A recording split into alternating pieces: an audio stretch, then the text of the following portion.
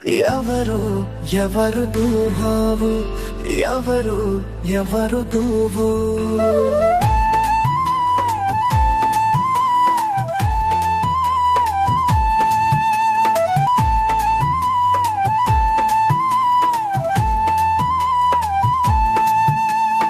ఎవరు ఎవరు నువ్వు, ఎవరు ఎవరు నువ్వు.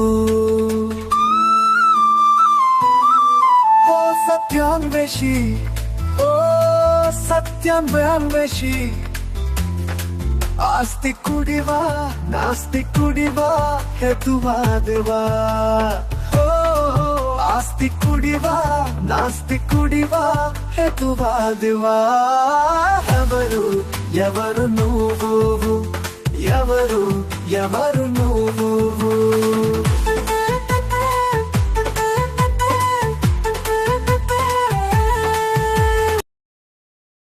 హాయ్ అందరికీ నమస్తే. మీ సత్యాన్వేష్. అధిగండం చదువుతున్నప్పుడు చిన్న సందేహం వచ్చింది. ఏంటంటే బైబిల్లో చెప్పబడినటువంటి ఏదైతే ఆదాము అవ్వ స్టోరీ ఉందో ఆ స్టోరీ చదువుతున్నప్పుడు ఒక సందేహం వచ్చింది. ఏంటంటే దేవుడు ఆదామును 6వ రోజున తయారు చేసిన తర్వాత ఆ తయారు చేసేటువంటి విధానంలో నాకు చిన్న సందేహం వచ్చింది. ఏంటంటే ఆదామును మట్టితో చేసినట్టు బైబిల్ చెప్తుంది. మట్టితో చేసి దానికి ఒక ఆకారం ఇచ్చి ఆ ఆకారానికి జీవవాయువుదక నరుడు జీవాత్మ అయ్యను. ఇక్కడ ప్రశ్న ఏంటంటే జీవవాయువు ఊదాడు అని చెప్తున్నాడు. ఓకే, నాసికారంధ్రంలో ఊదినప్పుడు నరుడు జీవాత్మ అయ్యను. ఇక్కడ జీవాత్మ అనేటువంటి పదానికి అర్థం ఏమిటి? చాలామంది దైవజనులు విషయం చెప్తారు తప్ప జీవాత్మ అనేటువంటి పదానికి వాళ్ళ అర్థం చెప్పడం వినలేదు. ఇప్పుడు జీవాత్మ, జీవము ప్లస్ ఆత్మ అంటే జీవించేటువంటి ఆత్మ కలిగిన వాడుగా నరుడు అయ్యాడు అని అర్థమా? ఆత్మ అనే దానిని దాంట్లో పెట్టి జీవం ఊదాక అది జీవాత్మ అయిందని అర్థమా? ఏంటి అసలు ఆ పదప్రయోగానికి అర్థం ఏంటి? నరుడు జీవించేవాడు అయ్యాడు అనేటువంటి పదప్రయోగానికి అర్థం ఉంది.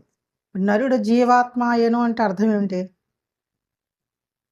నరుడు జీవించేటువంటి ఆత్మ కలిగిన వాడు అయ్యాడని అర్థమా? దాన్ని ఏ విధంగా అర్థం చేసుకోవాలి?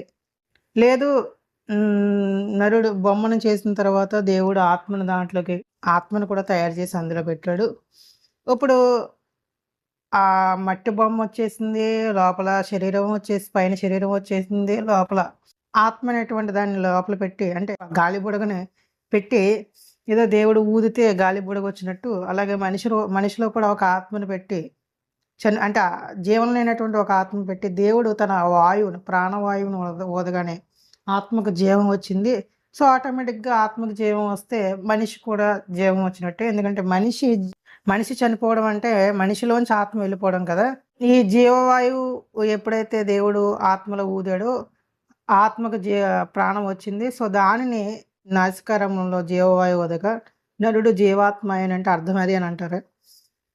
దాన్ని ఏ రకంగా అర్థం చేసుకోవాలో క్రైస్తవులు చెబుతారండి వాక్య వివరణతో. అలాగే తెలుగు భాషను ఆధారం చేసుకుని దయచేసి చెప్పొద్దు, ఎందుకంటే తెలుగు తర్జుమాలు అనేక లోపాలు ఉన్నాయి కాబట్టి. ఇది హిబ్రూ నుంచి రాయబడినటువంటి పాత నిబంధన కాబట్టి హిబ్రూలో ఏ విధంగా రాయబడింది ఆ హిబ్రూ ఆధారం చేసుకుని నాకు జవాబు చెప్తారని అనుకుంటున్నాను. ఎందుకంటే మనకి హిబ్రూ అనేటువంటిది పాత నిబంధన అందుబాటులో ఉంది, ప్రస్తుతం తనక్లో ఉంది. సో తనక్ అనేటువంటి యూదుల గ్రంథాన్ని ఆధారం చేసుకుని ఈ ప్రశ్నకు జవాబు చెప్తారని నేను అనుకుంటున్నాను. ఈ ప్రశ్నకు జవాబు మీ కామెంట్ రూపంలో తెలియజేయండి. అందరికీ బాయ్.